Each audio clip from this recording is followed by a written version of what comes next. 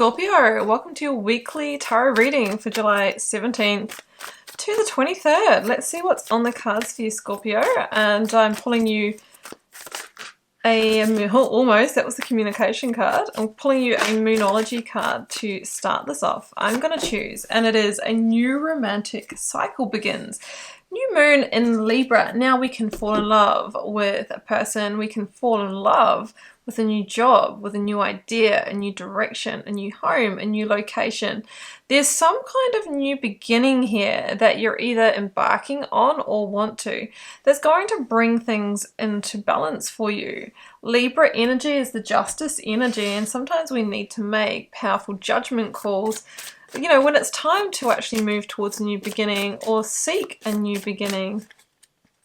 All right, your major arcana is the moon, and that's Pisces energy. Now, the thing about the Piscean energy is that it can be dreamy, okay? And in order to really make things happen and to make things materialize, we do need to meet that with action.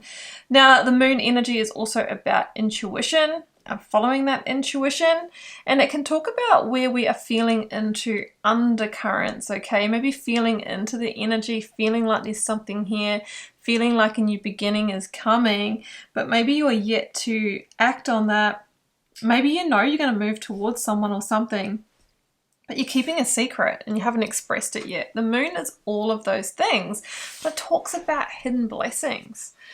All right, and sometimes it can be, look, I know there's a new beginning coming, but the full path hasn't illuminated yet. So it's the universe is saying, take the first step, and then I'll switch on the lights for you. All right, let's go to the cards. Now, I do have a little bit of a rant here, and that rant is that, Scorpio, I recently took 1 week off posting content, and I do that maybe once or twice a year, usually only once a year. And before that, I did post less content because I was involved in a big festival. I was working like 12 to 14 hour days for a couple of months. And anyway, so what YouTube decided to do based on the fact that I missed a week posting was basically reduce my reach by 80%. And of course, with that, my income, because this is what I do full time. Now, I'm not okay with that. That is totally not in alignment with me to work for a platform that if I need to take rest and take a week off, that it basically completely stops things, and now I have to rebuild it. Now I have to start from scratch again. Now, I'm not over dramatizing because I've been through this before, you know, every time I do take that week off, and I'm not doing it. I'm not doing it.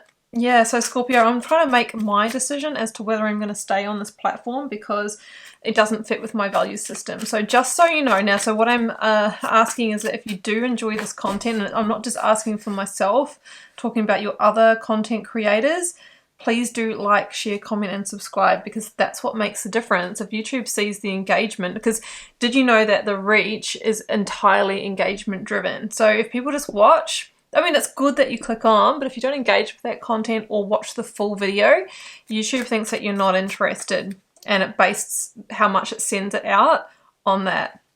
So yeah, that is a factor there. There's a lot to say about that. I've heard so many other people say the same. Also, the amount that YouTube pays per 1,000 views varies depending on the topic you're speaking about. If you're speaking about e-commerce, marketing, and other kind of business topics, it's about 10 times more than what I get. If you're talking about spirituality, self-development, and truth, there's not much in it. Now, what does that tell you about what is being supported, what messages you receive? Pretty scary when you think about it that way, and definitely not in alignment for me because I'm a truth seeker. So yeah, if you want to see more of this, please do like, share, comment, subscribe. If you've already clicked off, well, you're not going to hear this, but goodbye. And if you do want to stay on for the reading, let's do it. So, Scorpio, what I love is the Chariot here and the outcome, forward movement. It's actually a huge card of victory, a huge card of claiming that victory. It feels like there is a challenge to move through in order to move to the new, okay? I'm seeing the 7 of Wands here in the situational energy, and the situational energy of the 7 of Wands is like, I want to move to the new, but I've got a lot of energies coming at me. You might have a lot of naysayers, there might be a lot of challenges, there might be a lot of opinions, or even competition and rivalry. You could have applied for a job here that you're really, really wanting, but there's so many players in the mix. You might be in the dating game and you've got your eye on somebody, but you know, when we do meet people through online apps, there often are, you know, seeing other people and making that choice. Whatever it is for you, because this is a general reading and you need to read the energy for yourself, it feels like you've got the higher ground, Scorpio. It feels like you can win at this, or the High Priestess is literally wrestling out of my hands, but you need to use your intuition. That will always guide you. We are all tarot readers. We are all psychics, but you have to develop it. You have to listen to it. Now, the fastest way to listen and access that information from your higher self or from your guides is to find ways that work for you of moving out of the analytical thinking mind. And that's why we always talk about meditation, grounding, doing what puts you in a flow state, because that's how you access that information. Otherwise, you know, it's the ego mind, which has its place, absolutely, but it's chattering away, saying do this, don't do that, and we can never really access the call of the heart and the call of the soul. So the High Priestess says there is a soul calling here, but maybe there's just so much other noise that you can't perceive it. Okay, we talked about undercurrents. It's rising from your subconscious. Now, you really want to move ahead, move forward towards this new beginning. But the forward movement's locked up in the challenge, right? Now, the Knight of Wands is a Sagittarius energy, and they carry that Ace of Wands, which is a passionate new beginning. It is an energetic new beginning. It's new potential. But it's in the challenge position because it feels like there is a bit of a hold on this. Oh my goodness, Knight of Wands clarified with the Knight of Wands. So we could have like opposing energies here. We could have two different parties or offers here that we're interested in. I've got the Six of Swords coming through. So it feels like you are moving away from one opportunity to move towards the next. I've got a sliding doors energy coming through. Now, I think there's a fear as well here of losing both, right? Whether we're talking about changing one job for another or leaving a relationship that's not growing for another one, I think the fear is like, if I make the wrong move and I don't handle this properly, there'll be two lots of Three of Swords and I'll be left without nothing. Okay, so that is just an irrational fear or paranoia, says the moon. The Six of Swords is saying it's time for you to move away from the situation that is causing you that emotional turmoil, that is not feeling right, that feels out of alignment. Because the Seven of Wands shows you being in a situation where you've had to manage the energy of the situation, you've had to manage your own energy, where you've had to fight and you've had to struggle. And you deserve things to be in balance. You deserve peace and harmony and smooth sailing. So sometimes we need to take that risk and take the risk of, well, what if none of them work out? Well, you know what? It's better than staying in the Seven of Wands, I say. So this is about moving forward, and I do see you doing that. The advice is the King of Pentacles. It's Taurus energy. Now, the Taurian energy for me is around commitment and loyalty. It's around like signing contracts, committing to that relationship. It's about investing. So the advice is to invest in the new direction. Four of Swords is here, and it can be there's a bit of a wait, there's a bit of a pause, because it feels like you're still getting the strategy or clarity together for how you can truly deal with this. Now, what you're trying to deal with, see the Three of Swords that just keeps popping up in this reading, is that you know that inevitably someone's going to get hurt or you're going to need to disappoint somebody. And I don't feel that you can make this transition without that. It's a necessary rite of passage of this transition. Take a moment, take a pause, you know, try and come out of that logical thinking mind, because I think you'll get a clarity on how you can deliver that message and how you can move forward. Now, also with the King of Pentacles coming through, there might be a destabilization of home. There might be changes like in splitting assets or monetary, or like I said, breaking that mortgage contract, that employment contract. Again, this is part of it. When we want to make a major life change, it's not normally lined up and easy. And if you're waiting for that perfect timing, and if you're waiting for when all ducks are in a row, it often doesn't come.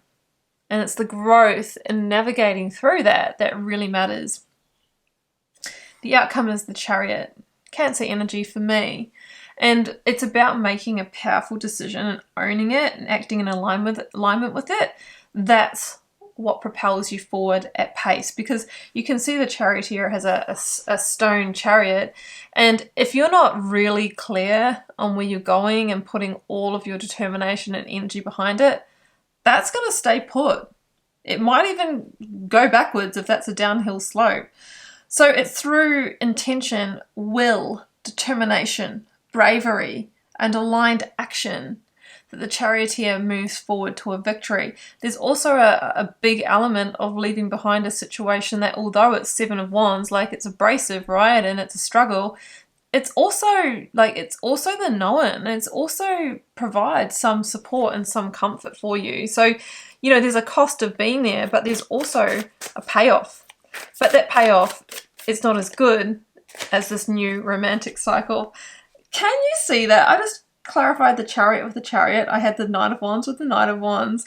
And this version of the Chariot is represented by an untethered unicorn running free, liberated, wild, you know, running into the sunset. So this is an indication that, you know, that's a no-brainer. This is forward movement all the way, but you will need to dig deep.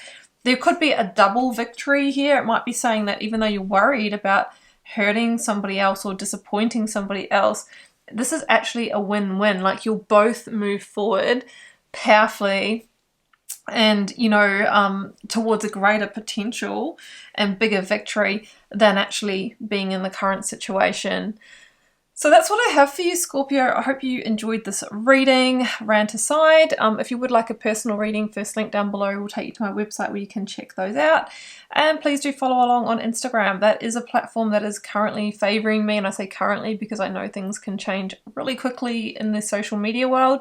But I am posting daily readings twice a day over there. I do personal shares and post about different aspects of spirituality and tarot. Like, actually, guys, I must tell you that is what I want to move into, rather than, I love doing the readings and I will always keep doing the readings, but I want to share spiritual truth, right? I haven't shared a lot about my story on YouTube, but I had a profound Kundalini awakening when I was fairly young, and then in 2012, after a significant trauma, I had another huge you know, blow of awakening. And I say that because it's not easy. And I want to share more about that process, and I want to share more about my journey and what it meant for me in my life and what I've had to give up, because I did give up a really established, well-paying career as part of that journey, which, you know, it would have made a lot of sense to stay there. But when you go through spiritual awakenings and your energy changes so profoundly, we start to reject things. And yeah, so I ended up here and doing this, and I'd love to share more about what happens when you go through awakenings, you know, spiritual truths and, you know, all that sacred knowledge. And I'm not saying that I'm any kind of guru, but I have experienced a lot, and I have lived and breathed all of the things that I, well, not necessarily all the things all the time, but I try to practice what I preach, and I only talk about things that I've personally experienced, you know, humbly and openly. So if you're interested in that, also please let me know. If anyone's still here at the end of this reading, the statistics show that most people don't stay on for the full reading, so I might be talking to myself, but please do let me know. And I'm also very aware that you can't change the topic that you talk about on your YouTube channel, because the algorithm doesn't like that either. So that's something that I might integrate more into my Instagram account and just see how that goes. And yeah, we'll see if there's any way to bring it in here. I've got some ideas up my sleeve, but I'm currently unable to test them in case I basically screw things even more than what they are right now. So it's really hard to make those changes. Anyway, for those of you that have supported me, are still listening to this, I am just so grateful for you, and I appreciate you. And I really hope that we can stick around and be on this journey together. For now, I'm just sending you so much love and magic. Bye for now.